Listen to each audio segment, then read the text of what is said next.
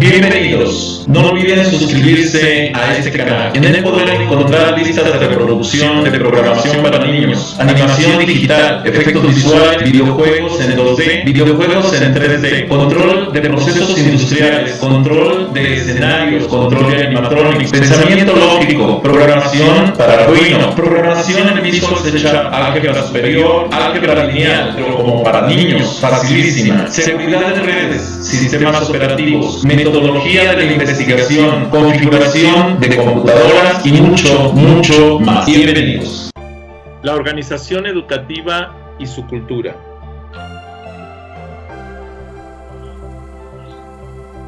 La necesidad humana de cooperación para lograr satisfactores.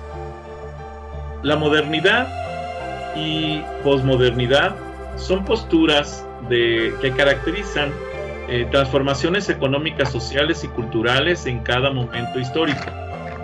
En la evolución de la organización social nació la necesidad humana de cooperar. Los hombres se han visto obligados a cooperar para obtener sus satisfactores personales, por razón de sus limitaciones físicas, biológicas, psicológicas y sociales. Esas son limitaciones muy particulares del ser humano, que va a haber problemas físicos, biológicos, psicológicos y sociales. Todas las organizaciones, toda organización está constituida por relaciones entre los individuos que la forman con la interacción de carácter previsto con anterioridad y asociación entre sí, de cara a conseguir previsiones establecidas, llamadas objetivos, sujetas a la estructura y al poder. Todo ello planteado con criterios de racionalidad, es decir, lejos de toda arbitrariedad. Por lo menos esa es la estructura teórica, ¿sí?, de las organizaciones. Las organizaciones son sistemas abiertos que poseen una existencia física, concreta, con una dinámica particular, con tareas y funciones tendientes a lograr determinados objetivos. Entonces, uno de los factores fundamentales de las organizaciones es el logro de los objetivos de la misma, o sea, de la organización, que presenten una manera de entender al poder, las relaciones interpersonales, las luchas viscerales, los valores, las normas y su acatamiento. Las organizaciones en la historia. Max Weber, en 1922, tiene un grupo cooperativo entendido como una relación social, y así define a la organización, en donde tenemos directores, jefes y un grupo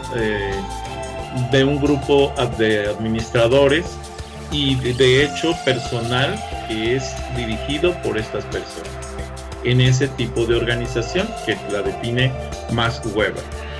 Eso en 1922. Para 1957, Agriris maneja los principios de la organización formal y la unidad de dirección en las organizaciones.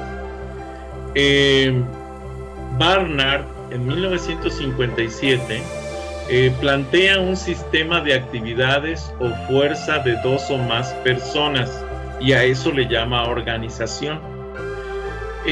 Brecht, en 1959, plantea la estructura de las responsabilidades asignadas a los dirigentes de un grupo de personas interactuando entre ellas, y a eso le llama organización. Ulrich, en 1961, él plantea la determinación de actividades para un determinado fin. Entonces aquí ya empieza a mostrarse el planteamiento de un objetivo específico, y bueno, es planteado por Ulrich en las organizaciones en 1961. Scott, en 1964, habla sobre un colectivo sistemático creado para alcanzar metas. Entonces ya incorpora la teoría de sistemas a lo que son las organizaciones. Mind, en 1972, nos habla sobre las formaciones sociales con el objetivo de alcanzar metas específicas. Y obviamente son formaciones sociales, el concepto de formación social y de logro, de incorporación de objetivos, de alcanzar metas específicas. Esto fue por Mind en 1972. Porter, Lawler y Hackman en 1975 plantean que las organizaciones son un sistema energético de consumo. Las organizaciones sociales son sistemas abiertos que interactúan con su ambiente. Esta es una característica muy particular de la definición, el haber considerado a las organizaciones como sistemas abiertos. Luego viene Emer en 1976 y nos habla de las redes de relaciones entre personas actuando entre sí. Entonces se incorpora el concepto de redes a las organizaciones. Una organización es una red de personas interactuando entre sí. Bueno, los sistemas abiertos que poseen una existencia física concreta con una dinámica particular en tareas y funciones tendientes a lograr determinados objetivos, estos sistemas se conceptualizan como organizaciones. Hago la aclaración de que de las presentaciones que me han estado enviando ustedes de estos trabajos, extraje algunos puntos.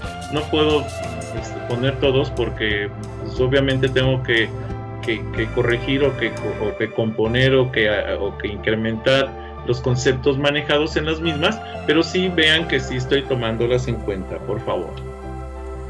La sociedad y el individuo. La sociedad necesita al individuo y éste necesita a la socialización para su autoorganización. Ambos se requieren recíprocamente. Uno no puede vivir sin el otro, ni viceversa. O sea, la sociedad necesita al individuo para existir y el individuo necesita a la sociedad para subsistir. El individuo no desaparece en la sociedad, ni la sociedad aparece sin el individuo. Organizaciones que se ocupan de la tarea educativa.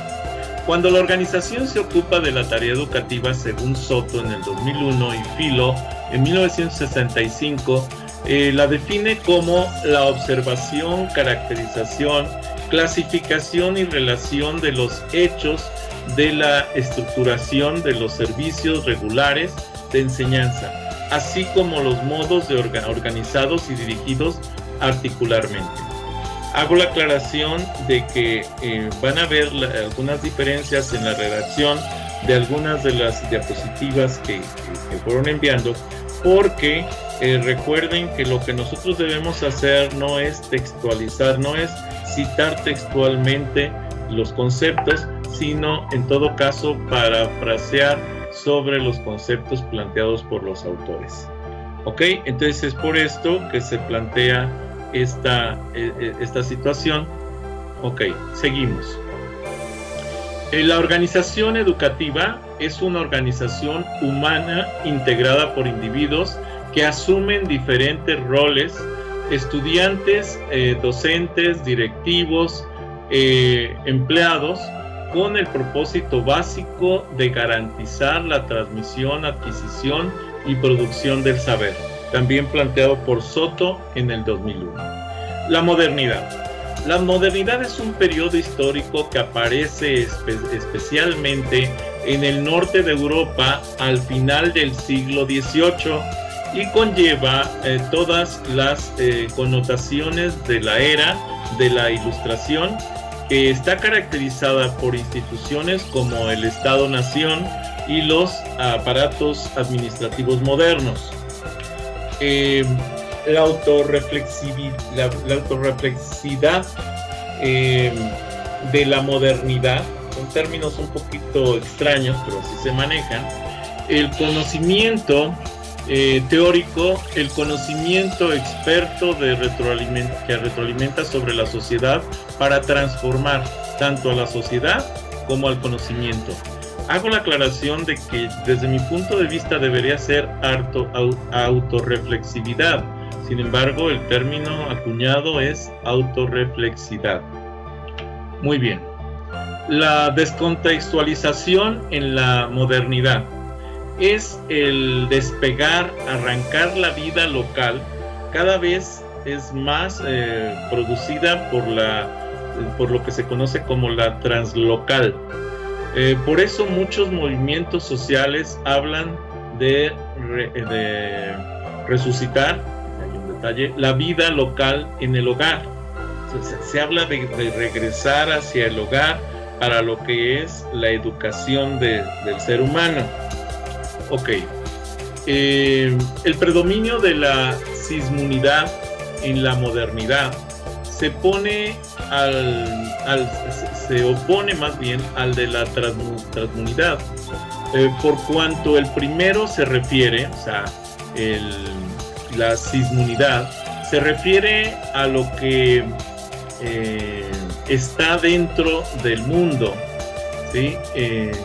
Lo que ahí podría ser, bueno, es la parte que está dentro, que existe en el mundo como tal, y significa lo intramundo, lo intramundano, mientras que el segundo se refiere a lo que está más allá del mundo, o sea, transgrede las fronteras del mundo.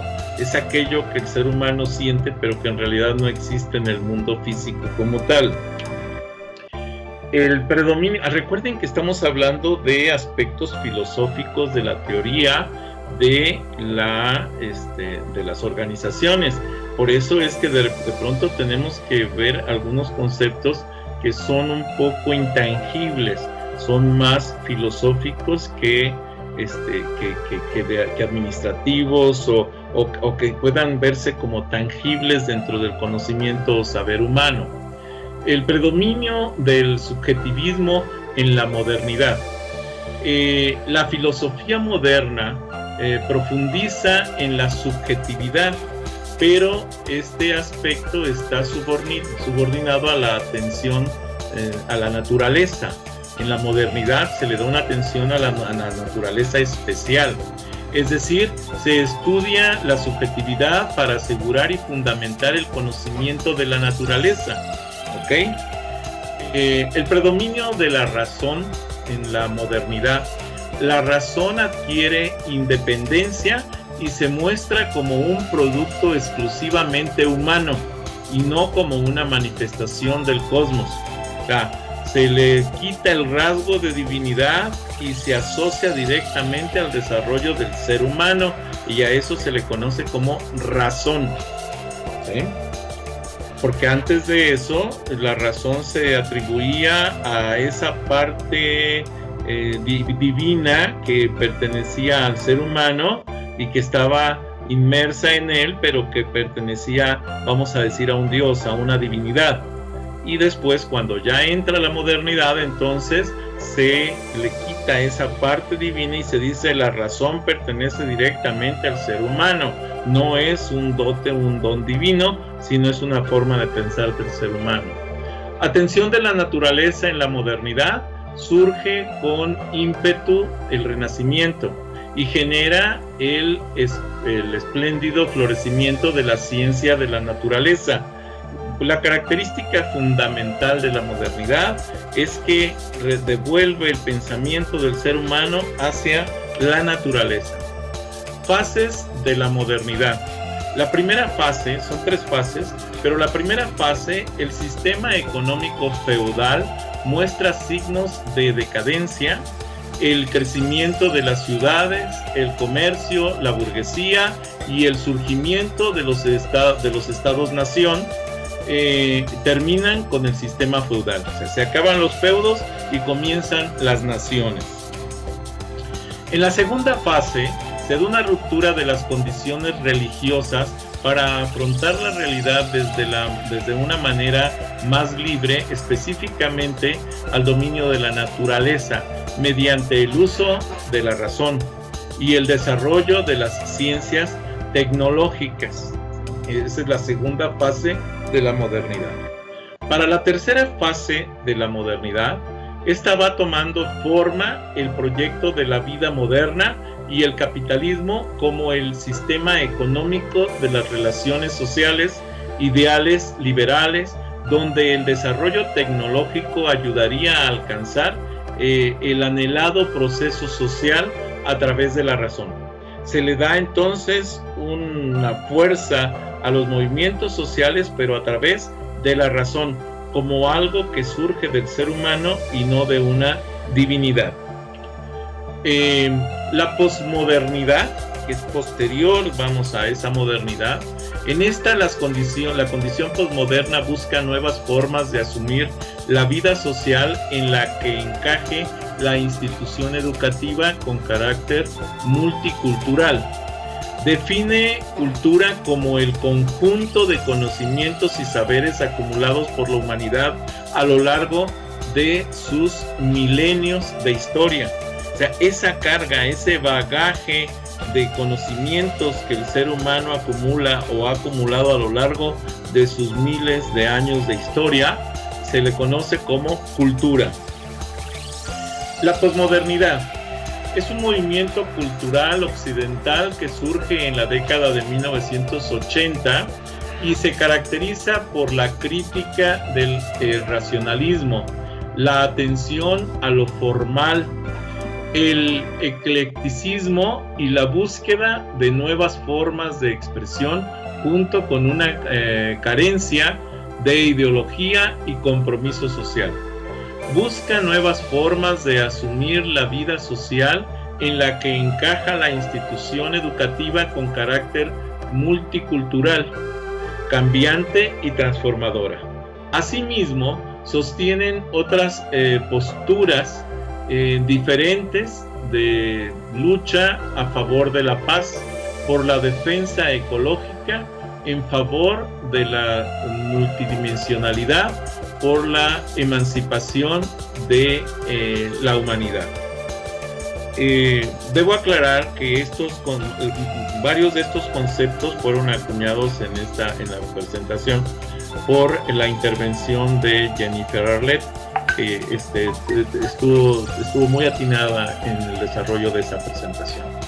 Con respecto a la organización educativa y posmodernidad, según Castro 2007, permitió el desarrollo de un hombre en términos prácticamente utilitaristas y competitivos, donde lo lineal, lo normal, el orden y el control competitivos, lo lineal, lo normal, el orden y el control marcaron a las organizaciones.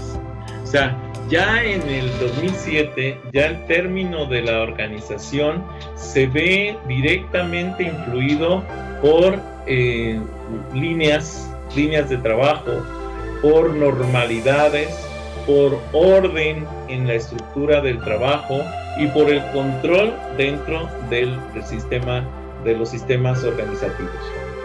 Esta situación permitía a su vez que la educación focalizara el proceso de enseñanza y aprendizaje a una visión de parcialidad y conectada con el mercado, un modelo de repetición hacia la producción sin límites y la obtención de riquezas con una explotación desmedida del ser humano y su entorno.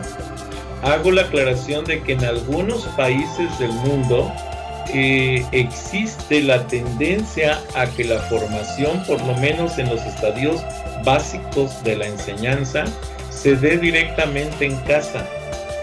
Probablemente en Latinoamérica esto es muy incipiente, incluso en la parte de Europa, en varios países de Europa es muy incipiente, pero algunos países anglosajones, esta tendencia, incluso en Estados Unidos, la tendencia a que los hijos se eduquen en la casa hasta que lleguen a lo que corresponde, digamos, al high school, es muy común que haya familias enteras que en la misma casa les dan la educación a los hijos. La necesidad humana de la cooperación para lograr satisfactores, la modernidad y la posmodernidad son posturas que caracterizan transformaciones económicas, sociales y culturales en cada momento histórico. En la evolución de la organización social nació la necesidad humana de cooperar. Los hombres se han visto obligados a cooperar para obtener sus satisfactores personales por razón de sus limitaciones físicas, biológicas, psicológicas y sociales. Y esto ya lo habíamos platicado. Ojo, aquí tenemos que tener cuidado con esto. La cooperación entonces se transforma en una herramienta que el ser humano utiliza para conseguir sus satisfactores personales, ¿sí? Y para brincar la limitación de sus factores físicos, biológicos, psicológicos y sociales. Esto es fundamental, es importante. Son 4 factores que intervienen como limitaciones para los satisfactores personales. ¿Cuál es la ventaja entonces de la modernidad? ¿Cuáles son las ventajas de la modernidad? Bueno, uno es el papel de la clase media y su desarrollo. Este papel determinante de la intensificación de los procesos comunicativos que implican más bien un aumento de los contactos sociales en el tiempo y en el espacio. Representan una reducción paulatina de la distancia entre el emisor y el receptor a escala planetaria. Esto, ojo, que quede claro, aquí ya está hablando de la globalización y de una red de comunicaciones. Cuando habla de emisor y receptor, está hablando de un sistema de comunicaciones, y si estamos hablando de escala planetaria, estamos hablando de una escala de comunicación a nivel mundial que le llamamos globalización. El aumento de las libertades en Occidente y en algunos aspectos positivos aquí nos habla ya el término como tal, globalización. ¿Cuáles son las desventajas de la modernidad?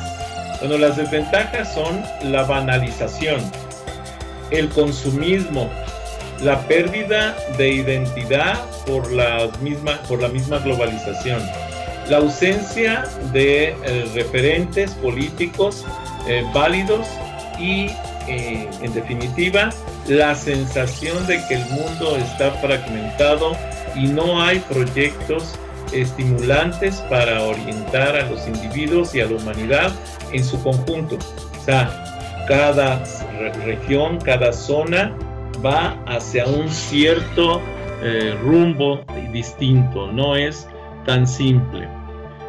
Muy bien, ahora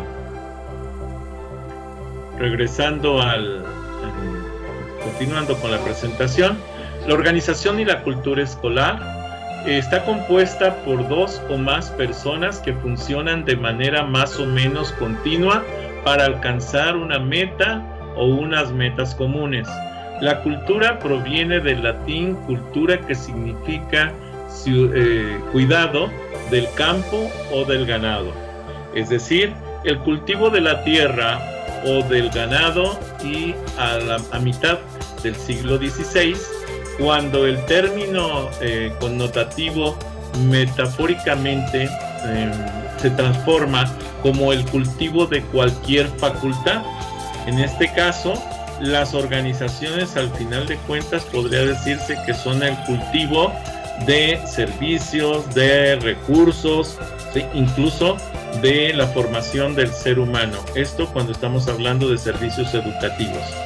Martínez y Pérez, en 2003, dicen que la cultura es el conjunto de conocimientos y saberes acumulados por la humanidad a lo largo de sus milenios de historia. Cultura escolar. ¿Qué podemos entender por cultura escolar? Es el conjunto de conocimientos, estados de ánimos, acciones y niveles de desarrollo alcanzados por una comunidad educativa. Directivos, profesores, administrativos, alumnos y obreros. Depende estrechamente de las personas que contribuyen en la comunidad educativa, pero también de la sociedad en que se encuentra, es decir, la sociedad influye en la cultura y por eso se manifiesta de que una organización educativa es un sistema abierto que interactúa con el medio que lo rodea. Cultura escolar posee los siguientes elementos: normas, mitos, símbolos, ritos, lenguajes, producciones y valores. Las funciones, la función de la cultura escolar. 1. Proporciona una identidad a los miembros del centro educativo. 2. La cultura escolar debe avanzar hacia el énfasis en el valor de la comunidad. 3. Permite innovar y correr riesgos. 4. Minuciosidad. Muy minuciosa, muy detallista. 5. Permite la orientación hacia los resultados. 6. Permite la orientación hacia las personas. 7. Permite la orientación hacia los equipos. O sea, fomenta el trabajo en equipo, en grupo. 8. Tiene un cierto rasgo de agresividad, pero también tiene el factor de control de la agresividad por las normas que se establecen dentro de las organizaciones. 9. Bueno, quiero aclarar aquí más. La agresividad tendida en el punto de buscar criticar para corregir algún error dentro de la organización. Esto es, que busca que los individuos que están interactuando dentro de las organizaciones sean propositivos, proactivos, y esto les da un cierto rasgo de agresividad, pero que debe de tener control para lograr objetivos. Y por otro lado, la estabilidad, o sea, la permanencia de la organización a lo largo del tiempo. Las organizaciones educativas, según Hargreaves, en 1998, 1. La flexibilidad de la organización y la complejidad tecnológica crean la necesidad de la diversidad. 2. La paradoja de la globalización. 3. La incertidumbre moral y científica. 4. La fluidez de las organizaciones. 5. La ansiedad personal y la búsqueda de la autenticidad. 6. La satisfacción tecnológica y la complejidad. Y 7. comprensión de comprender del tiempo y del espacio. En conclusión, las organizaciones educativas se constituyen como sistemas autopiéticos, se le conoce, en la medida de que apliquen de manera reflexiva y recursiva a sí mismas sus decisiones, y desde ahí se distinguirán de otros sistemas sociales que serán de ahora en adelante abordadas como un entorno organizacional. Esta parte de que sean reflexivas y recursivas es lo que permite que una organización educativa se vaya mejorando y creciendo a lo largo del tiempo como organización. No hay separación entre productor y producto. El educador y el educado está en constante autoorganización y retroalimentación. La organización educativa está en constante interacción con su comunidad y se autoorganiza permanentemente en infinitas interacciones con ellas. Esto lo menciona Sáez y Colts en 2007. Según Castro en el 2007 y Morín en el 2001, las nuevas organizaciones educativas elaboran no solo un currículo transdisciplinario, donde su característica primordial es desarrollar esquemas cognitivos capaces de atravesar las disciplinas con una virilencia tal que implica una nueva visión, una nueva vivencia, una nueva forma de autotransformación, una nueva manera de conocer y hasta un nuevo arte de vivir. También un respeto ecológico y del contexto y de lo humano, recuérdense que este toque final se lo da la modernidad y la parte de lo humano, la posmodernidad incluso. Bien, hasta aquí la presentación. Bien. Les pido de favor que, si no están suscritos, se suscriban a este canal, que me den un like a los videos que les agraden, que les den la campanita para que puedan avisarles cuando suba más videos. Y si es posible que compartan este canal con sus redes sociales, con sus amigos, conocidos. Recuerden que pueden seguirme en Facebook, pueden seguirme en propio Facebook con las páginas Videoteca Valencia Tips para principiantes, Twitter, Tumblr, Pinterest, Hip5, LinkedIn. Los links de estas conexiones de estas redes sociales se los dejo en la descripción del video. Gracias por haber visto este video.